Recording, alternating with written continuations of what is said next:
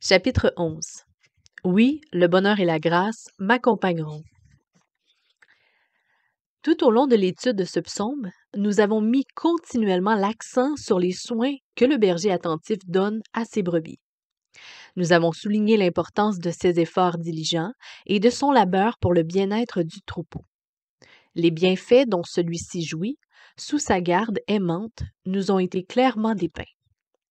Et tout ceci se trouve maintenant résumé par le psalmisme, dans cette ferme et simple affirmation.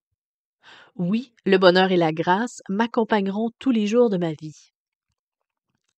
La brebis d'un tel berger sait avec certitude qu'elle est dans une situation privilégiée.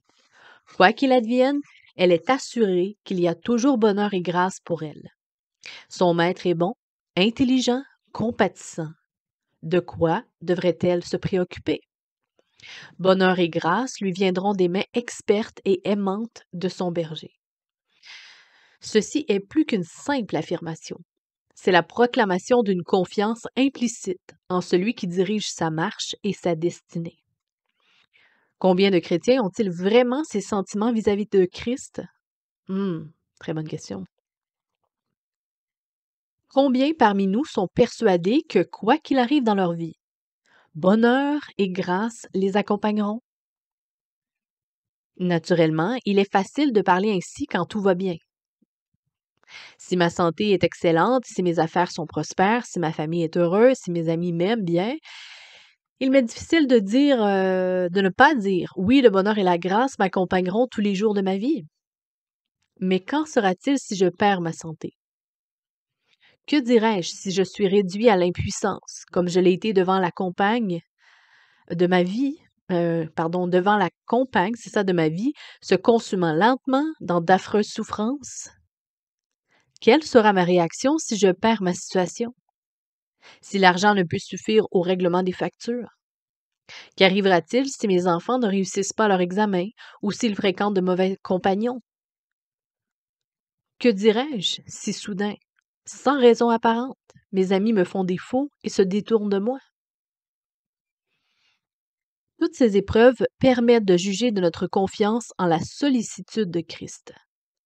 Dans ces circonstances, le vernis disparaît et la vie devient autre chose qu'une suite de pieuses platitudes. Quand s'effondre mon petit monde, quand tombe en ruine l'édifice de mes ambitions et de mes espoirs, puis-je honnêtement dire, certainement, oui certainement, le bonheur et la grâce m'accompagneront tous les jours de ma vie? Ou tout ceci n'est-il qu'une plaisanterie, une exaspérante fumisterie? Quand je regarde ma vie passée à la lumière de mon amour et de mes soins pour mon troupeau, je puis voir dans la manière dont mon maître a dirigé toutes mes activités une compassion et un intérêt pour moi semblables à ceux que j'ai toujours montrés à mes brebis. Certains événements me paraissent être de vraies calamités. Certains sentiers qu'il me faisait suivre me semblaient bien sombres, et certains jours aussi obscurs que des nuits. Mais tout, finalement, aboutissait à mon profit et à mon bien-être. Amen. Avec mon intelligence humaine limitée, surtout oui, il faut reconnaître ça avec beaucoup d'humilité. Avec notre intelligence humaine limitée, je n'ai pas toujours clairement perçu les dispositions que prenait, pour moi, son infinie sagesse. Mes tendances naturelles à la crainte, à l'inquiétude, au pourquoi, entre guillemets, me faisaient souvent douter qu'il savait réellement ce qu'il me convenait. Parfois, j'ai été pris de panique, prêt à tout lâcher, à le quitter. Dans certaines circonstances, j'ai éprouvé le stupide sentiment de pouvoir mieux me débrouiller par moi-même. La plupart des hommes et des femmes agissent suivant ce sentiment. Mais en dépit de ma mauvaise conduite, je suis si heureux qu'il ne m'ait pas abandonné. Amen. Je lui suis si reconnaissant d'avoir continué à me donner le bonheur et la grâce. La seule explication à son attitude est son amour et son intérêt pour moi, comme pour l'une de ses brebis. En dépit de mes doutes concernant sa manière de diriger ma vie, il m'a relevé plutôt, et m'a ramené dans le bon chemin avec une infinie tendresse. Quand je me rappelle tout cela, je comprends pour celui qui vit réellement sous la garde de Christ. Nulle difficulté, nul problème ne peut surgir, nul désastre ne peut s'abattre sur sa vie sans que, finalement, il ne sorte du chaos. Ceci me permet de discerner le bonheur et la grâce apportés par mon Maître dans ma vie et d'y trouver le solide plutôt fondement de ma foi et de ma confiance en lui. Je l'aime car il m'a aimé le premier. Sa bonté, sa miséricorde et sa compassion à mon égard se renouvellent chaque jour. C'est là mon assurance. Ma confiance repose en son amour pour moi, car je lui appartiens. Ma sérénité a pour fondement une confiance inébranlable en son pouvoir d'agir au mieux de mes intérêts dans n'importe quelle situation. N'oubliez jamais ça, frères et sœurs. C'est pour moi le parfait portrait de mon berger. Continuellement coulent vers moi les flots de sa bonté et de sa grâce. Quelle que soit mon indignité, ils jaillissent de cette source intarissable, son cœur débordant d'amour. C'est ici qu'est l'essence même de tout ce que le psaume nous a appris. Tous les soins, tout le labeur, toute la vigilance, toute l'habileté, tout le sacrifice de soi sont issus de son amour et l'amour de celui qui aime ses brebis, qui aime son œuvre, qui aime son rôle de berger. Je suis le bon berger donne sa vie pour ses brebis. Nous y lisons dans Jean 10, verset 11. Nous avons connu l'amour en ce qu'il a donné sa vie pour nous. 1 Jean 3, verset 16. Pensant à tout ceci, j'en viens à me demander, ces flots de bonheur et de grâce coulant plutôt pour moi, doivent-ils s'arrêter et stagner dans ma vie? N'est-il pas possible d'en faire profiter les autres? Si cette possibilité existe, mais beaucoup d'entre nous l'écartent. Ma vie peut à son tour devenir un canal de bonheur et de grâce pour le bien de ceux qui m'entourent. De même que la bonté et la miséricorde de Dieu coulent vers moi chaque jour de ma vie, ainsi la bonté et la miséricorde devraient me suivre et demeurer après moi au profit des autres, où que j'aille. Il est utile maintenant que nous nous souvenions que les moutons mal dirigés peuvent être les plus destructeurs des animaux. En très peu de temps, ils peuvent ruiner et ravager une terre presque irrémédiablement. Par contre, ils peuvent convenablement diriger à être le bétail le plus utile. Leur fumier est le plus équilibré qui soit. Bien répandu sur la prairie, il est d'un très grand profit pour le sol. L'habitude du mouton de s'élever le plus haut possible pour se reposer répartit la fertilité des riches prairies inférieures vers les sols plus pauvres des terres supérieures. Aucun autre animal domestique ne consomme une aussi grande variété d'herbages. Les moutons dévorent des quantités de mauvaises herbes et de plantes nuisibles qui auraient tôt fait d'envahir un champ. Ils raffolent, par exemple, des bourgeons et des jeunes pousses de chardon canadien que si on y prend garde, peuvent faire beaucoup de tort aux cultures. En quelques années, un troupeau de moutons bien conduit nettoiera et enrichira une terre ravagée comme aucun autre bétail ne pourrait le faire. Dans la littérature ancienne, les moutons étaient appelés des animaux aux sabots d'or, tant ils étaient estimés pour leur bon effet sur les terres. Mon expérience de propriétaire m'a permis de constater que des terres négligées ont été ramenées en quelques années à un haut degré de productivité. Bien plus, ce qui offrait auparavant un spectacle déprimant ressemblait maintenant à un parc magnifique d'une grande valeur. Là où il n'y avait que pauvreté et abandon, s'étendaient maintenant des terres florissantes, une riche abondance. En d'autres termes, bonheur et grâce avaient suivi mes troupeaux. Ils avaient laissé derrière eux une grande valeur productive, utile pour eux-mêmes, pour les autres et pour moi. Là où ils avaient séjourné, restait beauté et abondance. Je me pose vraiment la question. Ceci est-il vrai dans ma vie? Est-ce que je laisse la bénédiction après moi? Sir Alfred Tennyson écrivait dans un de ses grands poèmes classiques: Les hommes bons créent de la vie après eux. Un jour, deux amis en route vers l'Est passèrent quelques jours chez moi. Ils m'invitèrent à les accompagner pour la suite du voyage. En route, l'un d'eux s'aperçut qu'il avait oublié son chapeau. Il était certain de l'avoir laissé chez moi. Il me demanda d'écrire à à ma femme, afin qu'elle le cherche et qu'elle le lui fasse aimablement parvenir. Je n'oublierai jamais la réponse de mon épouse.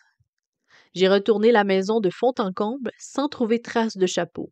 La seule chose que ces messieurs aient laissée après eux est une grande bénédiction. Les autres éprouvent-ils ce sentiment à mon égard? Les traces de mon passage sont-elles de joie ou de tristesse? Mon souvenir auprès d'autrui est-il de bonté et de miséricorde? Ou préfère-t-on plutôt m'oublier au plus vite? Ai-je laissé après moi la bénédiction ou le poison? Ma vie est-elle une joie ou un fardeau pour les autres? En Ésaïe 52, verset 7, nous lisons: Qu'ils sont beaux sur les montagnes les pieds de celui qui apporte de bonnes nouvelles et qui publie la paix. Il est peut-être bon de nous poser quelques questions au sujet de ce que nous laissons après nous. Paix ou tourment? Pardon ou amertume? Satisfaction ou conflit? Joie ou frustration? Amour ou rancœur? Certains laissent après eux un tel gâchis qu'ils préfèrent effacer leurs traces. Pour l'enfant de Dieu, brebis du bon berger, il ne devrait jamais y avoir de honte ou de crainte à revenir là où il y a vécu où ce qu'il a vécu ou séjourné auparavant. Pourquoi? Parce qu'il a laissé encouragement et exemple pour les autres. J'ai vécu de nombreuses années en Afrique. Un homme y a laissé des traces profondes, David Livingstone. Là où ses pas l'ont mené, à travers brousses et plaines de grands continents, demeure le souvenir de son amour. Les indigènes, dont il n'avait jamais appris la langue, se souvenaient encore, après de longues années, que ce médecin, bon et tendre, avait toujours montré bienveillance et miséricorde tout au long de sa vie. Ceci me rappelle les premières histoires de la vie de Jésus que l'on m'a racontées pendant mon enfance. Cette vie se résumait pour moi en une affirmation simple, concise mais profonde. Il allait faisant le bien. Il me semblait que c'était là la chose la plus noble, la plus grande, la plus importante à laquelle il avait voulu consacrer le peu d'années qu'il devait passer sur cette terre. Mais j'étais mais j'étais très impressionnée aussi par le fait que ses actes de bonté étaient toujours mêlés de miséricorde. Alors que si souvent les comportements humains sont marqués de rudesse, d'âpreté, d'esprit de vengeance, sa compassion et sa tendresse étaient toujours visibles. Même les plus grands pécheurs trouvaient le pardon auprès de lui, alors que leurs propres amis ne leur apportaient que condamnation, censure et cruelles critiques. Je dois de nouveau me demander si telle est ma conduite vis-à-vis des autres. Suis-je sur un piédestal d'orgueil, de satisfaction personnelle, contemplant dédaigneusement ceux qui m'entourent, ou au contraire, est-ce que j'en descends pour faire mien leurs problèmes, leur dispensant un peu de la grâce et de la miséricorde que m'accorde mon Maître? Est-ce que je vois les pécheurs avec la compassion de Christ ou avec l'œil critique de la censure? Est-ce que je ferme les yeux sur les fautes et les faiblesses des autres, leur pardonnant comme Dieu m'a pardonné mes fautes?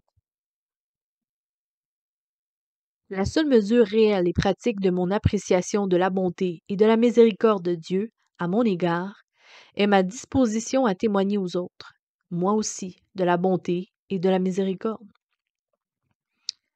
Si je suis incapable de pardonner et de montrer de l'amitié à ceux qui sont tombés, il est bien certain que je connais très peu de choses ou rien du tout du pardon et de la miséricorde de Christ pour moi. C'est ce manque d'amour parmi les chrétiens qui fait de l'Église de nos jours une fade et tiède institution. Les gens y viennent pour y trouver de l'amitié et nous les rejetons par notre indifférence. Mais l'homme ou la femme qui a vraiment fait l'expérience de la miséricorde de Dieu dans sa propre vie sera chaleureux et rayonnant de bonté et de miséricorde envers les autres. Cela leur sera d'un grand profit, mais sera aussi une bénédiction pour Dieu. Oui, une bénédiction pour Dieu. Nous pensons souvent que Dieu seul peut donner une bénédiction, mais la vie chrétienne n'est pas à sens unique. Rien ne pouvait me plaire davantage que de voir prospérer mon troupeau. C'était certainement pour moi un plaisir qui compensait les peines que j'avais prises pour lui. Comme j'étais heureux de le voir satisfait. Voir la terre en tirer profit me remplissait aussi de joie. Les deux choses faisaient de moi un homme heureux. Cela enrichissait ma propre vie et récompensait mes efforts.